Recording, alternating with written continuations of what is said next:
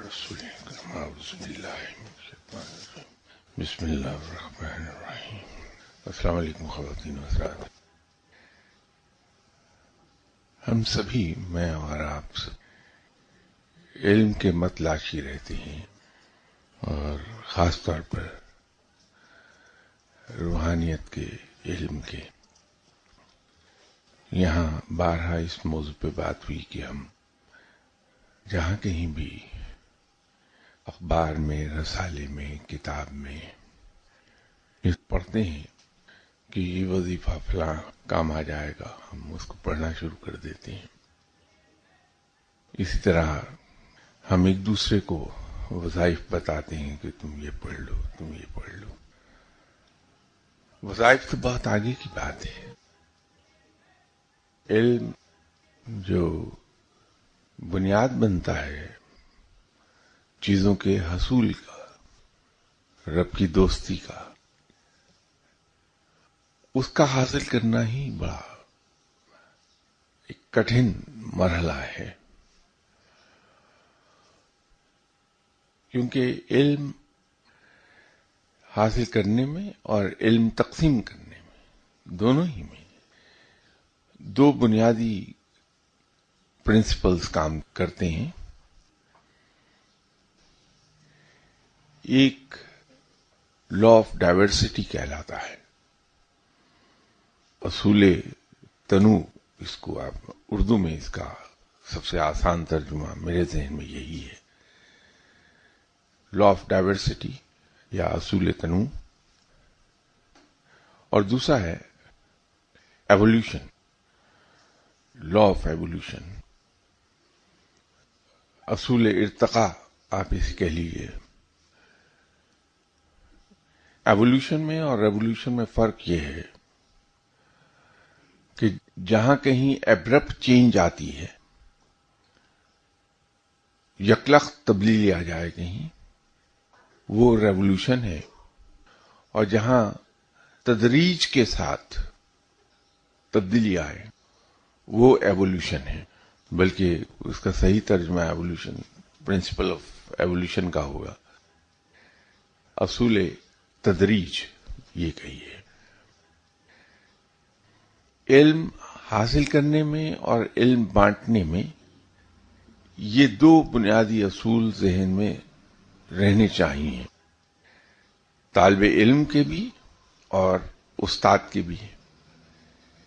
جب تک کہ ان دو اصولوں پر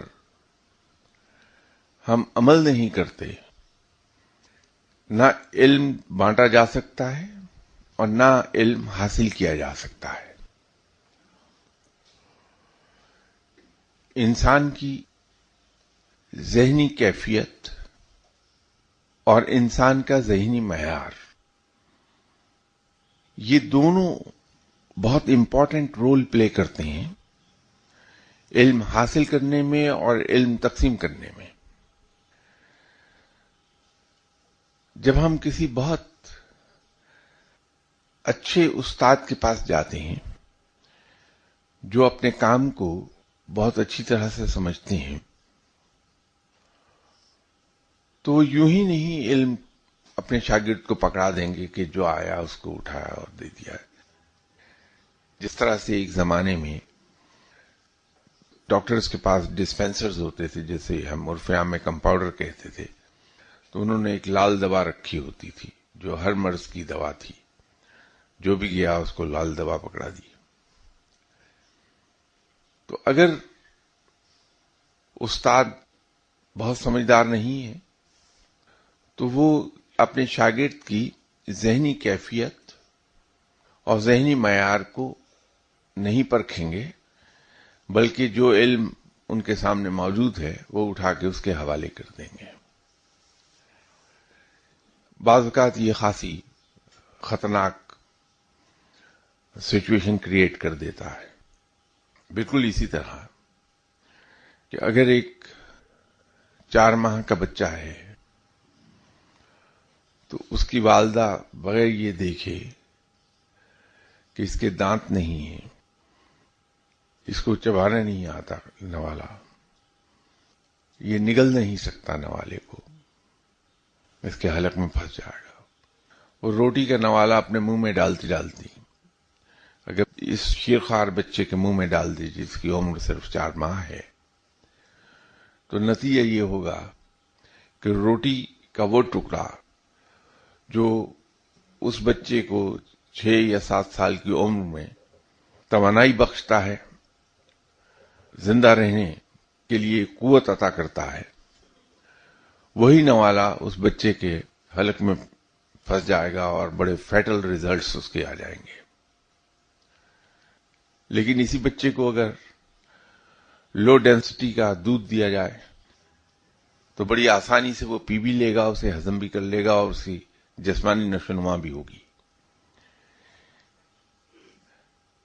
نہ تو یہ کیا جا سکتا ہے کہ کسی محفل میں بیٹھ کے، کسی استاد کی محفل میں بیٹھ کے جو کچھ وہ علم بانٹ رہے ہیں وہ سب کو ہضم ہو جائے،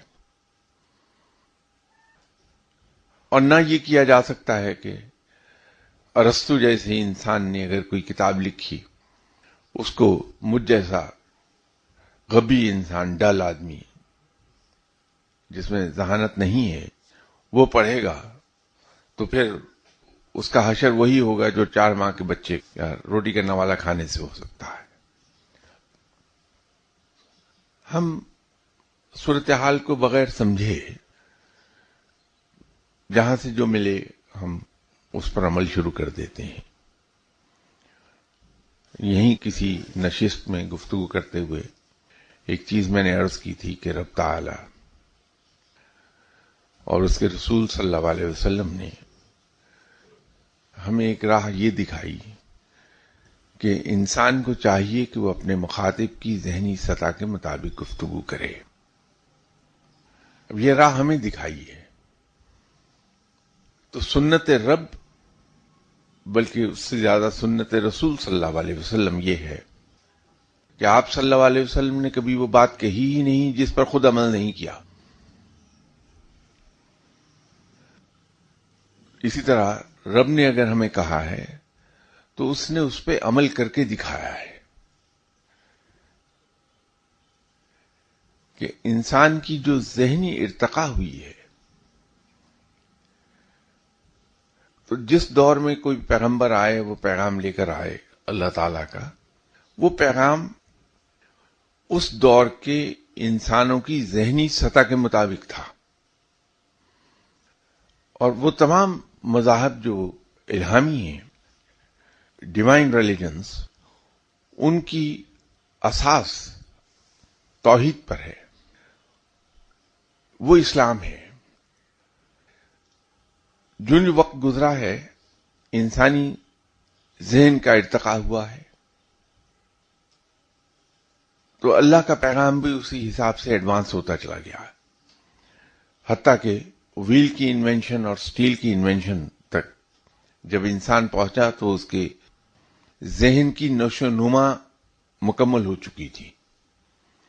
تو اس دور کے بعد پھر رب تعالیٰ نے آپ صلی اللہ علیہ وسلم کے ذریعے سے جو پیغام اتارا زمین پر، اس نے دین کو مکمل کر دیا.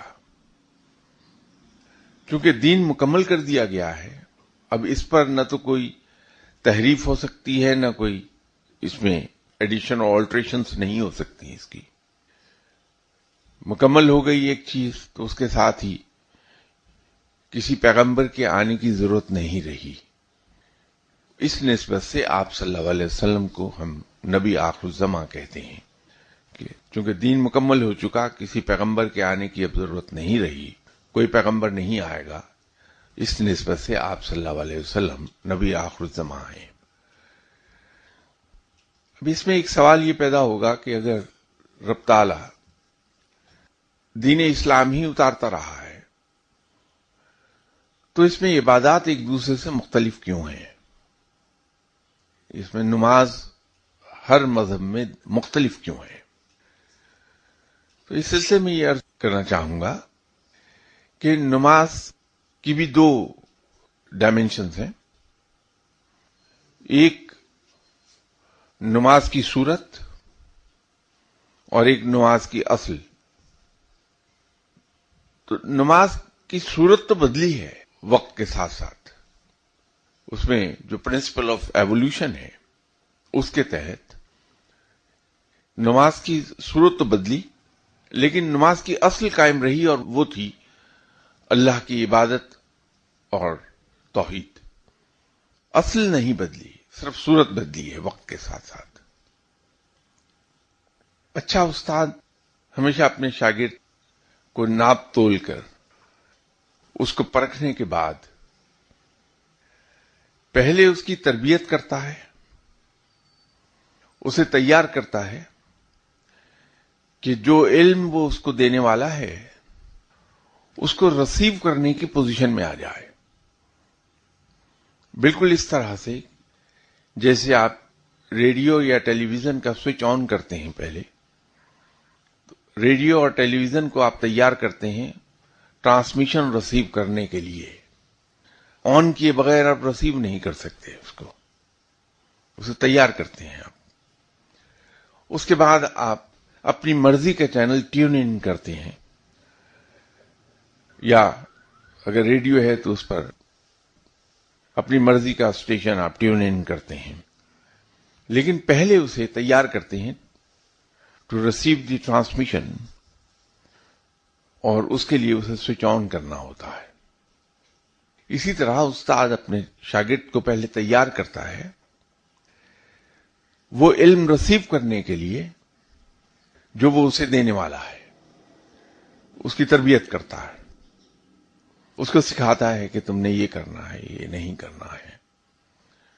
لوگوں کے ساتھ تمہیں بات بات پر جھگڑا نہیں کرنا ہے. کسی کی کوہنی لگ گئی تو اس کو تھپڑ نہیں مارنا پلٹ کے، بلکہ اگر کوئی معافی بھی مانگے تو ہنس کے کہتے ہیں کہ پرفیکٹلی فائن، کچھ نہیں ہوا.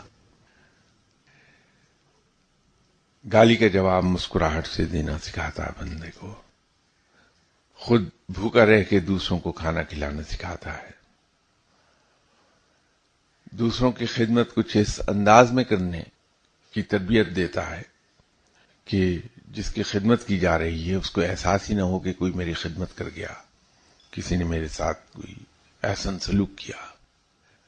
وہ اپنے شاگرد کو سوال کرنے سے حت الوسع منع کر دیتا ہے. یہ سکھا دیتا ہے کہ اس کی زبان سے سوال نہ نکلے کبھی. سوال سے مراد یہ نہیں کہ علم کا سوال، ہاتھ نہ پھیلے اس کا کسی کے سامنے. یہ سب چیزیں پہلے وہ تیار کرتا ہے کہ جھوٹ نہ بولے. اول تو کسی سے وعدہ کرے ہی نہیں، اگر وعدہ کرے تو پھر پورا کر دے. اس کو مختصر لفظوں میں وہ اپنے شاگرد کو پہلے کنسیڈریٹ بناتا ہے، ہیلپ فل بناتا ہے، فورتھ کمنگ بناتا ہے. تو جب وہ اس کی تربیت ان لائنز پر ہو چکتی ہے تو پھر استاد اس کی ذہنی کیفیت کو سامنے رکھتے ہوئے، اس کے سیکھنے کی استعداد کو سامنے رکھتے ہوئے، his ability to pick up the things، اس کو سامنے رکھتے ہوئے وہ میڈ ڈوز میں علم دے گا، اور وہ علم دے گا جس کو وہ ایبزارب کر سکے. سمجھدار ڈاکٹر مریض کو کبھی کوئی دوائی آؤٹ رائٹلی پرسکرائب نہیں کرتا، بلائنڈلی پرسکرائب نہیں کرے گا، بلکہ وہ مریض سے اس کی فیملی ہسٹری لیتا ہے کہ اس کو کہیں پینسلین سے الرجی تو نہیں ہے، اس کو کسی ایک اینی سارٹ آف کیمیکل اسے الرجی تو نہیں ہے، اس کی باڈی کہیں اینٹی بایوٹکس کو ریئیکٹ تو نہیں کرتی ہے. تو پہلے ایویلویٹ کرتا ہے اپنے پیشنٹ کو، اس کے بعد وہ میڈیسن اور میڈیسن کی پوٹینسی اس کو وہ پرسکرائب کرتا ہے. نتیجہ یہ ہوتا ہے کہ پیشنٹ بڑا سیفلی وہ ڈرگ لے لیتا ہے اور اس کی بیماری رفتہ رفتہ دور ہونے لگتی ہے. بالکل اسی انداز میں اگر استاد سمجھدار ہے تو وہ اپنے اسٹوڈنٹ کو ایویلویٹ کرتا ہے تو جتنا وہ ایبزارب کر سکتا ہے علم، اور جس ٹائپ کے علم کو وہ ایبزارب کر سکتا ہے، وہ اس کی میت ڈوز دیتا ہے. یہاں ایک نشست پہ میں نے ایک عرض کیا تھا کہ دوسرے کے احوال کو اپنے احوال پر محمول نہ کرو. تو میں نے ایک حکایت سنائی تھی کہ ایک پرچون فروش تھا، اس نے ایک طوطا پال رکھا تھا اور اس کی ٹریننگ اس دکاندار نے بڑی خوبصورت کی تھی. تو اتنا ٹرینڈ طوطا تھا کہ دکاندار بعض اوقات دکان اس کے حوالے کر کے چلا جاتا تھا. یہ طوطا بیٹھا ہوتا تھا، وہ خود چلا جاتا تھا. تو جب کوئی گاہک دکان میں آتا تھا تو طوطا اس کی شکل دیکھتے اسے کہہ دیتا تھا کہ آپ تھوڑی دیر کے بعد تشریف لائیے، دکاندار موجود نہیں ہے. تو ایک بار یہ بیٹھا ہوا تھا دکان میں اکیلا طوطا، مالک تھا نہیں. تو ایک بلی اندر گھس آئی دکان میں. بلی کو دیکھ کے طوطا ڈرا اور اڑا، چونکہ افراتفری میں اڑا اپنی جگہ سے. تو وہ ایک مرتبان میں جا کے ٹکرایا، اس میں تیل تھا، وہ زمین پہ مرتبان گرا اور ٹوٹ گیا. جب دکاندار آیا اس نے دیکھا کہ وہ مرتبان ٹوٹا ہوا ہے، آئل اس کا بہہ گیا ہے. تو اس نے غصے میں آ کے مکھیاں اڑانے کے لیے ایک وہ ڈنڈا سا رکھا ہوتا تھا جس کی شاخیں نکلی ہوتی تھیں، وہ اس نے طوطے کو مارا. نتیجہ ہوا کہ اس کے سر کے بال اڑ گئے. تو طوطا اس صدمے سے بالکل خاموش ہو گیا. جب مالک کا غصہ ختم ہو گیا تو مالک نے بلانے کی کوشش کی. جب طوطا نہیں بولا، مالک اسے مختلف ڈاکٹرز کے پاس لے کے گیا، لیکن طوطا دوبارہ بولا نہیں. تو مالک کو دکھ ہوتا تھا کہ اتنا اچھا طوطا تھا میرا، اس پر محنت کی تھی، وہ خاموش ہو کے بیٹھ گیا ہے. تو ایک دن اتفاقاً دکان میں ایک صاحب آئے جن کے سر پر بال نہیں تھے. تو طوطے نے اس کو دیکھا کہ میری طرح گنجا ہے، تو فوراً بول اٹھا کہ کیا تم سے بھی کوئی تیل کا مرتبان ٹوٹا تھا؟ تو جب انسان دوسرے کے احوال پر اپنے احوال کو معمول کرتا ہے تو یہ پھر طوطے کی طرح وہ ہر گنجے کو یہ سمجھتا ہے کہ اس سے تیل کا مرتبان ٹوٹا تھا اور اس کے مالک نے ڈنڈا مار کے گنجا کر دیا. تو علم کے حصول میں کبھی ہم اپنی کیفیات کو دوسرے کی کیفیات پر محمول نہ کریں، کیونکہ یہ کیفیات جو پیدا ہوں گی، ہم سب کی باڈی کیمسٹری مختلف ہے ایک دوسرے سے، روح کی کیمسٹری مختلف ہے ایک دوسرے سے.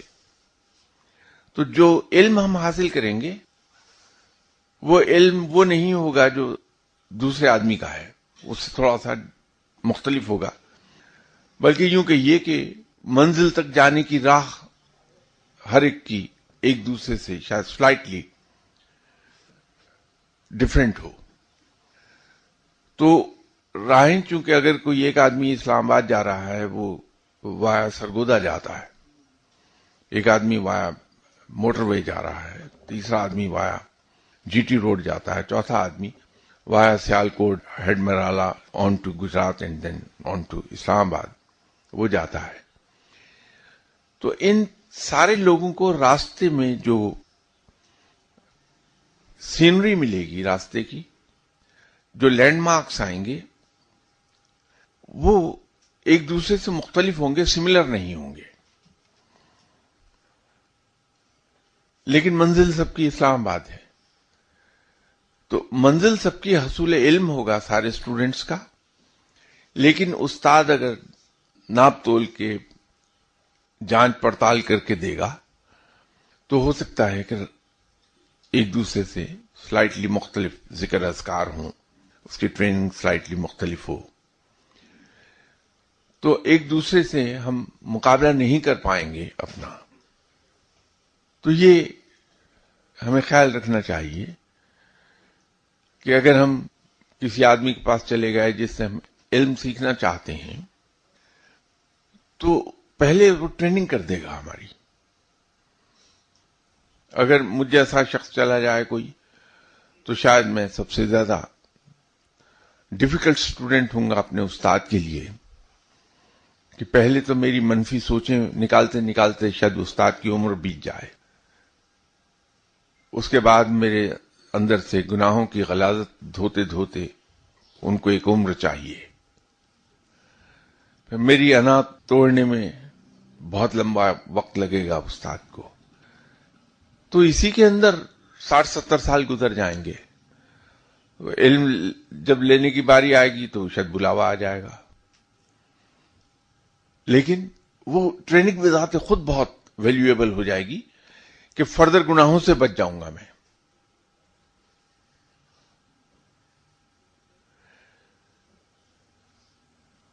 معلوم نہیں یہ بات میں نے کیوں شروع کر دی تھی، علم کی قسمیں اور سر مجھے خود سمجھ نہیں آئی، اس کے نتائج آپ خود ہی اخذ کر لیجئے گا۔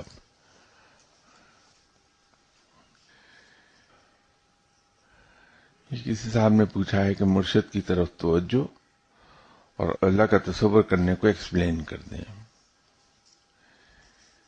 دیکھیے، مرشد کی توجہ کا مطلب یہ نہیں کہ ہم ہر وقت یہی تصور کریں، گاڑی چلا رہے ہیں اور تصور مرشد صاحب کا کیا ہے تو پتہ چلا کہ کسی ٹرک کے اندر بیٹھے ہوئے ہیں بمائے کار کے۔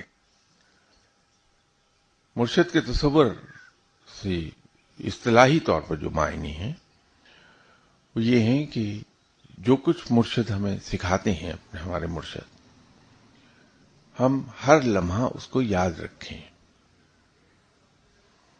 اگر میں گناہ کرنے لگوں تو مجھے یاد آ جائے کہ میرے مرشد صاحب نے منع کیا تھا، اور شام کو جب میں ان سے ملوں گا تو مجھے شرمندگی ہوگی، تو میں یہ کام نہ کروں۔ تو اپنے مرشد صاحب کی باتوں کو ہر لمحہ یاد رکھنا، جو وہ سکھا رہے ہیں، جو وہ بول رہے ہیں، ان کو نہ صرف ہر لمحہ یاد رکھنا بلکہ اس کی کاپی کرنا، یہ مرشد کی طرف توجہ رکھنے سے مراد یہ ہوتی ہے کہ مرشد صاحب کی بتائی ہوئی باتوں کو ہم ہر لمحہ یاد رکھیں اور زندگی کو ان گائیڈ لائنز کے مطابق بتانے کی کوشش کریں۔ اور رب کا تصور تو اس سے کہیں آگے کا ہے کہ اگر یہ یاد رہے مجھے کہ مجھے کل کو اللہ کو جواب دینا ہے، مجھے اللہ کو حساب دینا ہے، جو میں نافرمانی کر رہا ہوں رب کی، تو میں کیا منہ لے کے جاؤں گا اللہ کے سامنے، یہ اگر میں نے ہر وقت یاد رکھا اور ہر لمحہ اپنے آپ کو یاد دلاتا رہا تو میری راہ سیدھی ہو جائے گی۔ اسی لیے مرشد آپ کو ہمیشہ یہ کہیں گے کہ رب کو ہر لمحہ یاد رکھو، یاد کرتے رہو، رب کا ذکر دل میں کرتے رہو، رب بھولنے نہ پائے، اور یہ احساس کبھی بھولنے نہ پائے کہ میں نے رب کو جواب دینا ہے۔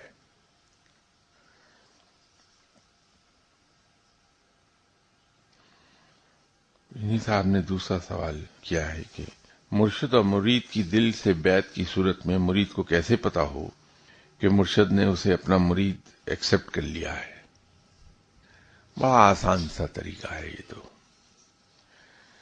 اگر میں کسی صاحب کو اپنا مرشد مان لوں اور میں نہ صرف یہ کہ ان کی بتائی ہوئی باتوں کو تسلیم کروں، اس پر عمل کروں،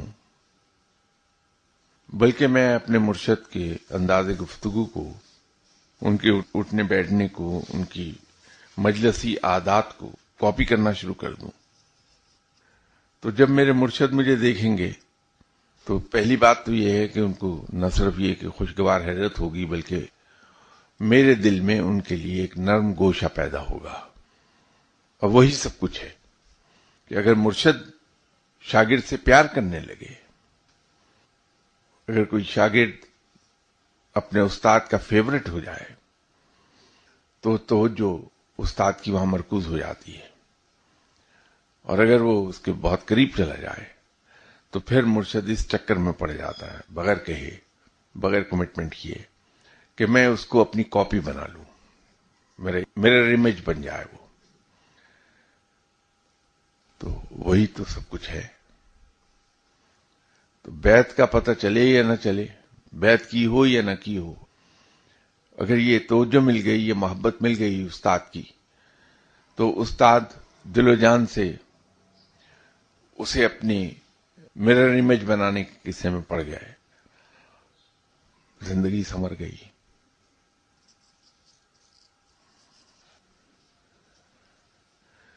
یہ کسی صاحب نے سوال کیا ہے، لیکن میں عرض کر دوں کہ یہ سوال غلط آدمی سے کر لیا.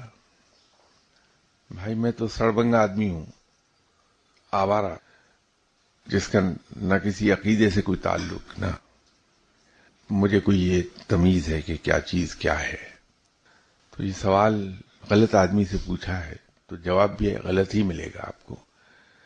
یہ کسی نے پوچھا ہے کہ رشتے کے لیے تعویذ پہنا جا سکتا ہے. بھائی معلوم نہیں کیوں میرے دماغ میں ایک یہ سودا سمایا ہے کہ میرے لیے آپ صلی اللہ علیہ وسلم اور میرا رب ہی کافی ہے. یہی ایک سودا سمایا ہے دماغ میں کہ میں اپنی درخواست آپ صلی اللہ علیہ وسلم کے قدموں میں جا کے رکھ دوں کہ یا رسول اللہ صلی اللہ علیہ وسلم، آپ رحمت للعالمین ہیں، آپ تو غیروں پر کرم کرتے ہیں، تو میں گناہگار ہی صحیح لیکن ہوں تو آپ کا امتی، تو یہ نظر کرم فرما دیں میرے لیے، یہ دعا فرما دیں کہ یہ کام ہو جائے میرا. اور آج تک تو میں وہاں سے مایوس لوٹا نہیں کبھی. ہمیشہ جھولی میں خیرات ڈال دی ہے آپ صلی اللہ علیہ وسلم نے.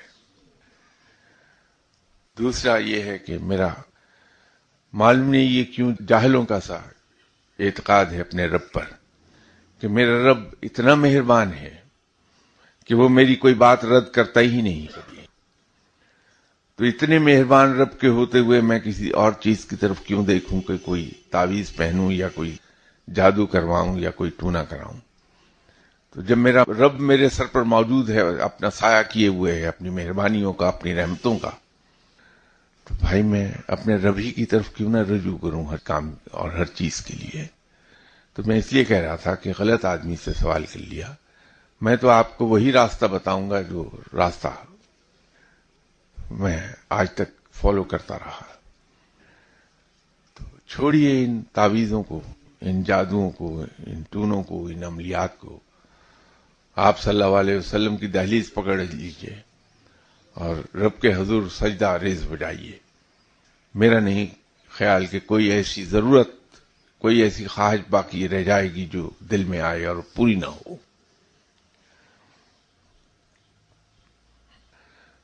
دوسرا سوال پھر وہی عرض کروں گا کہ یہ سوال آپ غلط آدمی سے پوچھ رہے ہیں کہ بہت زیادہ ڈپریشن میں انسان کیا کرے. بہت آسان سا کام ہے، اپنے رب سے گفتگو کرنے لگے تنہائی میں بیٹھ کے، تو ڈپریشن کہاں رہ جائے گا. اگر پھر بھی نہیں جاتا تو آپ صلی اللہ علیہ وسلم کا تصور کر کے وہاں آہوزاری کرنا شروع کر دے کہ یا رسول اللہ صلی اللہ علیہ وسلم نکالیے مجھے اس مصیبت سے. میرا نہیں خیال کہ ڈپریشن باقی رہتا ہے کبھی.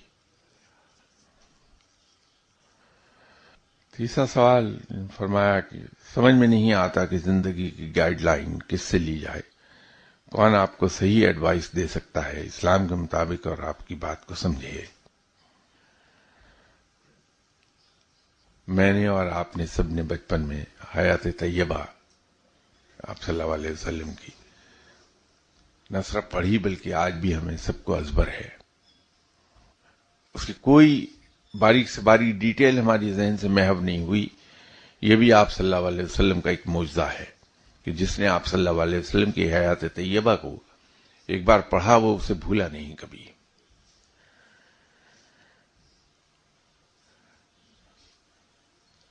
تو آپ صلی اللہ علیہ وسلم کی حیات طیبہ جو ہم نے پڑھا ہے اس کتابوں میں، وہیں سے گائیڈ لائن لے لیجیے. اور دنیا کا کوئی ایسا کام نہیں ہے جس کی گائیڈنس وہاں سے نہ مل پائے کہ ایسے موقع پر آپ صلی اللہ علیہ وسلم نے کیا عمل فرمایا اس کی اتباع کر لی جائے. بہترین گائیڈ ہے.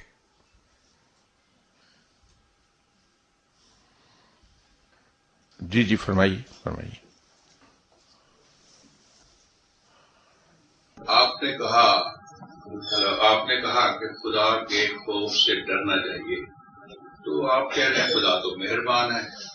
تو اگر خدا کے خوف سے ڈرتے ہوئے تو اس کا مطلب میں اگر ڈرتا رہوں گا تو میری تربیت نے ٹھیک طرح نہیں کی، میرے ذہنی معیار کو وہاں تک نہیں لے کے آیا، کیونکہ میرے ایکشنز اور ریئیکشنز اس تربیت سے ایسے ہو جانے چاہیے کہ میں ہر وقت وہ خدا کا خوف تو رہنا ہی نہیں چاہیے کہ میں تو کام ہی ٹھیک کر رہا ہوں. تو اگر خدا کے خوف سے ڈرتے ڈرتے تو پھر تو ہم الجھے ہی رہیں گے، سب الٹ کام کریں گے. تو کائنڈلی کین یو کلیئر کہ مہربان بھی ہے وہ اور آپ ڈرا بھی رہے ہیں کہ خدا کے خوف سے ڈرے. نہیں، میرا نہیں خیال کہ میں نے یہ کہا کہ اللہ سے خوف کھائیے.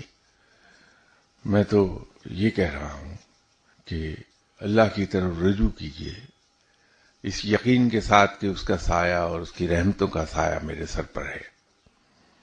تو میں تو اس کی مہربانیاں یاد دلا رہا ہوں کہ وہ اتنا مہربان ہے. اور ایک چیز اس میں ضرور ہے کہ رب کے جلال کی بات نہیں، اس کی مہربانی کے چھن جانے کا خوف کہ رب مجھ سے ناراض نہ ہو جائے، یہ خوف ضرور رہتا ہے کہ اتنا مہربان جو مجھے بن مانگے وہ سب عطا فرماتا ہے جس کی مجھے ضرورت ہے. ایسا رب جو مجھے دشمنوں سے محفوظ رکھتا ہے، میری حفاظت کرتا ہے قدم قدم پر. ایسا رب جو وہ خواہشات جن کا خود مجھے بھی علم نہیں ان کو بھی پورا کر دیتا ہے. ایسے رب سے تو پیار محبت اور عشق کیا جانا چاہیے. اور انسان جس سے عشق کرتا ہے، جس سے محبت کرتا ہے، اس کے روٹھ جانے کا خوف بہت شدید ہوتا ہے. تو رب سے تو خوف آتا ہے اس بات سے کہ وہ روٹھ نہ جائے. میں ڈراتا نہیں لوگوں کو رب سے، میں تو لوگوں کے سامنے اللہ کا وہ پہلو لاتا ہوں جہاں اس کی بے پایہ محبت ہے اپنی مخلوق کے لیے، اس کی بے پایہ مہربانیاں ہیں اپنے مخلوق کے لیے، اور اس کی بے حد و حساب رحمتیں ہیں اپنے مخلوق کے لیے. صرف ڈر یہ ہوتا ہے کہ ایسا مہربان روٹ نہ جائے. ان کا ایک اور سوال یہ ہے کہ میں بہت ڈسٹرب ہوں اور مجھے سمجھ نہیں آ رہا کہ زندگی کو کس طرف لے کے جاؤں، کون سا راستہ بہتر ہے جو میری دنیا اور آخرت سنوار دے. زندگی کی لگام، زندگی کا سٹیئرنگ آپ رب کے ہاتھ میں دے دیجئے، اور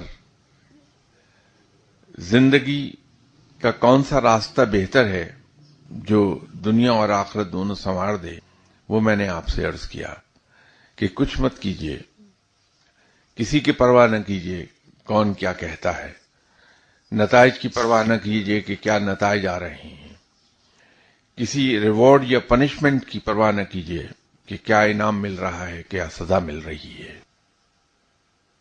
اس کی پرواہ نہ کیجئے کہ آپ کس حال میں رہتے ہیں. صرف ایک چیز پر نظر رکھیے کہ آپ کی زندگی کا کوئی فعل سنت سے باہر نہ جانے پائے. زندگی بالکل صحیح سمت میں جائے گی، دنیا بھی آپ کی ہوگی اور آخرت بھی آپ ہی کی ہوگی. انشاءاللہ تعالی نیکسٹ سنڈے بشرط زندگی ملاقات ہوتی ہے آپ سے. السلام علیکم.